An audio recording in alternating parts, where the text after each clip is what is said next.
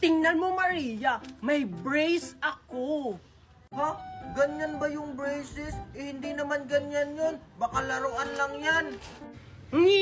Totoo kayang brace to. Ito yung uso ngayon. At alam mo ba, ang mahal-mahal nito kasi umiilaw to. Pwede nga. Sige nga, kung totoong braces yan, ilagay mo nga sa ngipin mo. Ayaw mo talagang maniwala, oh. Tingnan mo. Oh, diba? Umiilaw. Wow! Oo nga. Ang ganda naman yan, Junjun. Saan mo yan nabili? Hindi ka makakabili dito na sa Pilipinas kasi sa ibang bansa ito nabibili. Hindi, magpapa-order ako ng ganyan kay Mami. Basta magkakaroon ako ng ganyan. Mami! Mami! Mami! Oh, ano naman yan, Maria? Kasi Mami, si Junjun may braces na umiilaw. Ang ganda-ganda. Oh, ano naman ngayon?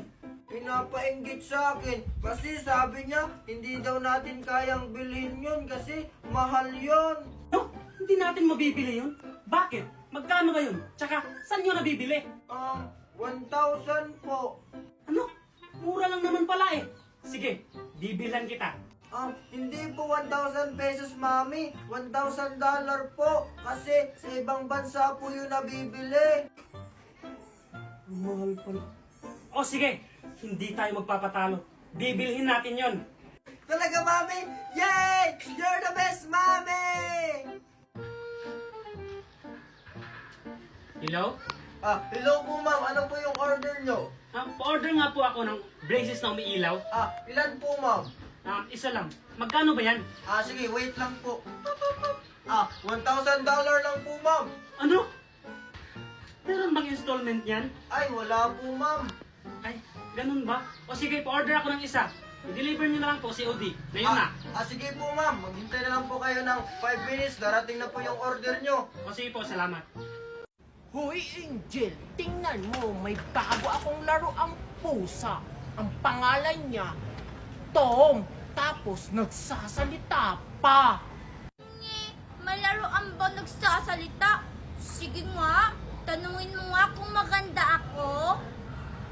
Ayaw mo talagang maniwala. Tom, maganda ba si Angel?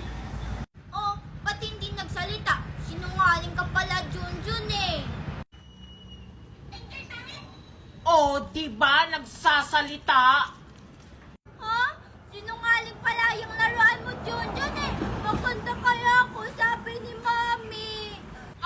Baka yung mami mo yung sinungaling. Kasi si Tom hindi nagsisinungaling. Hindi sinungaling yung Mami ko. Yung laruan mo yung sinungaling. Ah! Hala, Angel! Bakit mo ito lang ba yung bibilin mo? Oo, kasi wala akong baon eh. Sige, ito oh. Sige, salamat. Bili ka ulit bukas, ha? Sige, bye-bye.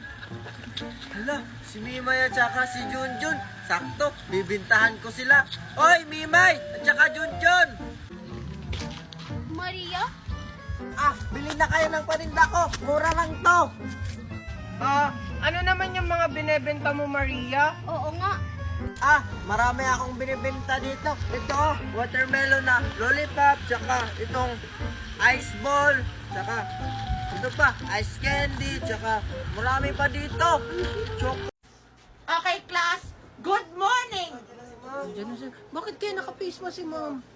Wala, tingnan mo Maria tsaka Junjun si Ma'am. May dala na namang pangbenta niya.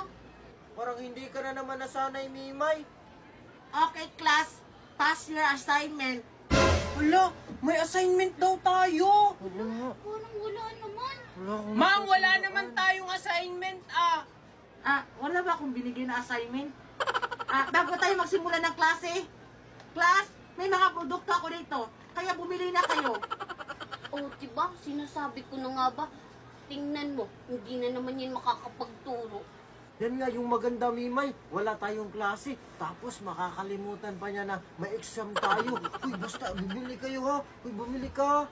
Ano ba naman yan si ma'am? Mauubos na naman yung baon ko sa mga binebenta niyang mga produkto na yan. So class, may tissue ako dito. Sino gustong bumili nito? Ha? Mura lang to. Ikaw, Maria. Bilhin mo na to. 100 pesos lang. Alam ma'am, wala akong pera. Ang mahal naman yan. Tsaka yung baon ko ma'am, 50 pesos lang. Sige, okay na yan. Basta yung kalahati. Bukas na lang ulit. Ha? Ito. Sige na nga lang. Ikaw, Mimay. Bagay na bagay to sa'yo, Mimay. Para gumanda ka tsaka pumuti. 1,150 lang to, ha? Bilhin mo na. May dalawang sabon na to, may dalawang toner, may dalawang sunscreen. Kaya bilhin mo na, bilis. Ha? Grabe, ang mahal naman yan, ma'am. Tsaka wala po akong pera. 100 lang po yung baon ko. Okay na yan. Hindi ko naman sinabi sa'yo na i-cash mo. Isang linggo mo naman itong huhulugan. Ha? Kaya bilhin mo na, cash. Wala na akong pambiling pagkain. Ikaw, Junjun. Di ba naghahanap ka ng design ng charger mo? Ito, bakit ito sa'yo? Pikachu. Ba't mo nalaman, ma'am? Grabe si ma'am, lahat ng kailangan namin alam. Magkano naman po yan? Mura lang to. 550. Pwede mo itong hulug-hulugan ng isang linggo. Ano ma'am, 550? 150 lang yan sa Shopee. 150 ka dyan. Yung sa'yo, may shipping fee pa, may delivery pa. Kaya ito, bilhin mo na, mura na lang to. Bilhin mo na. Okay, class. Maraming salamat sa mga binili niyo, ha? Okay, magsa-start na. Ay, may isa pa pala dito. Okay, ko. Bilhin mo na to. Mura na lang to, ha? 850. Ay, akala ko makakaligtas na ako. Okay, ko. Catch! Okay, dahil wala na akong mga produkto, mag-quiz na tayo. Get one whole sheet of paper. Ngi, Akala ko dismiss na. ngi. Ano kayang ikukwis ni ma'am? Yung mga nabenta niya? Kung ano yung mga produktong nabenta niya dati pa? Good morning po, ma'am. Excuse me po, pinapatawag po daw kayo sa principal's office. May meeting daw po. Yes! Walang klase! Wala tayong quiz! Yes! Class, tahimik! Mag-iwan ako ng activity. Noon, baon namin 2 piso lang. O, ayan na naman. Ayan na naman. Tapos naglalakad pa kami, baha-baha nyo sa school. Ang layo pa ng lalakarin namin. Tumatawid pa kami sa ilog. Oo, mga ganyan. Hindi pa kami hinahatid. Tapos yung 2 piso, te, makabili na kami doon ng palamig at saka biskuit. Wala kaming pakialam. Panahon nyo yun. Hindi namin yung panahon. Noon, baon namin 2 piso lang. O, ayan na naman. Ayan na naman. Tapos naglalakad pa kami, baha-baha nyo sa school. Ang layo pa ng lalakarin namin. Tumatawid pa kami sa ilog. Oo, mga ganyan. Hindi pa kami hinahatid. Tapos yung 2 piso, te, makabili na kami doon ng palamig at saka biskuit. Wala kaming pakialam. Panahon nyo yun. Hindi namin yung panahon.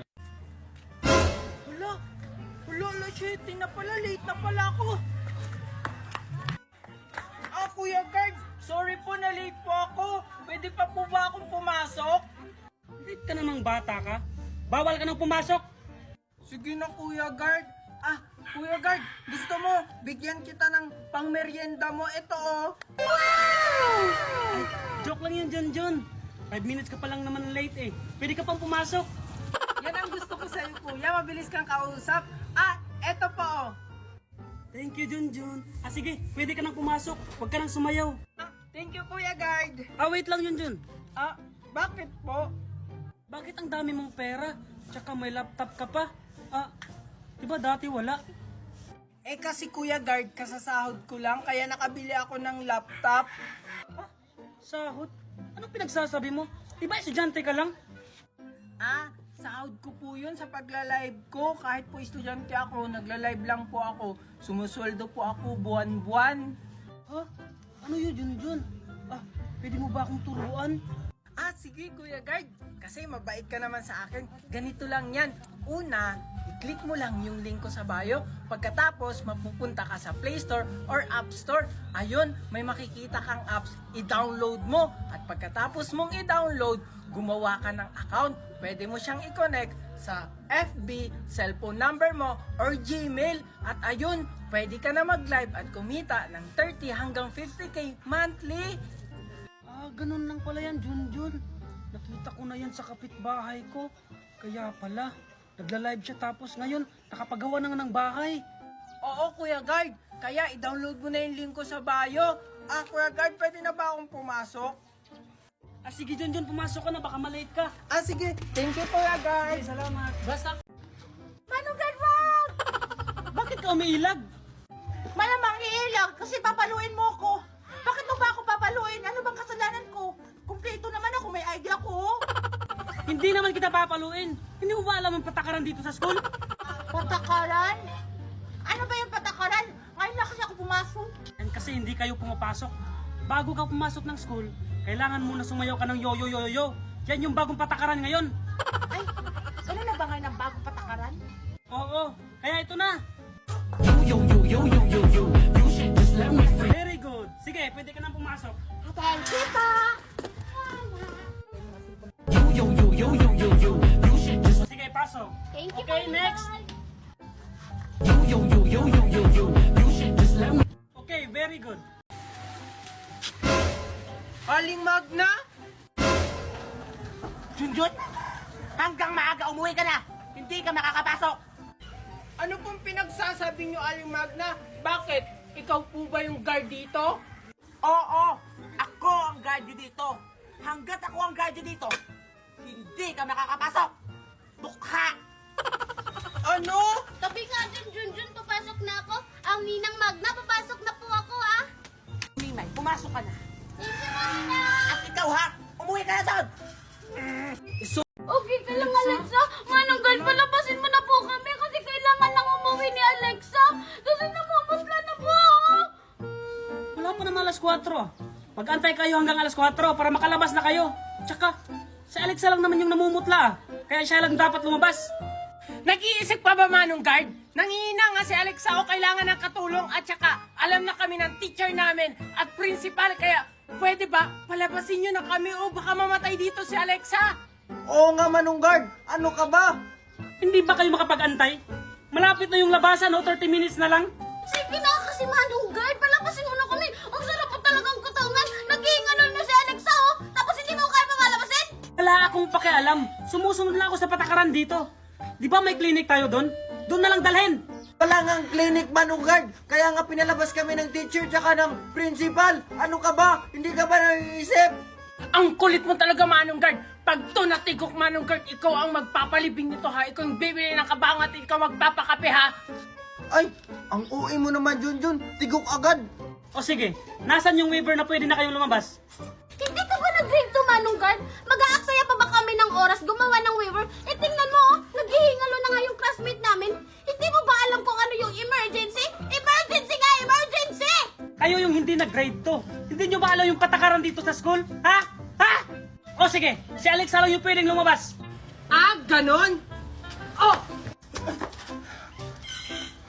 Ikaw na lang maghatid kay Alexa! Oh, Manong Guard, ikaw na maghatid kay Alexa, ha? Total, ayaw mo naman kaming palabasin. Oo nga, ang tigas kasi ng bungo mo. Responsibility ko ba yan? Oh, pati ka rin po sa amin! Di ba ayaw mo kami palabasin? Oo nga. Ba't sa akin? Ay, ang sakit ng ulo ko. Ba't ako nahilo? Si Manong Guard kasi, Alexa, ayaw tayong palabasin. Ganun. Ako ang bahala.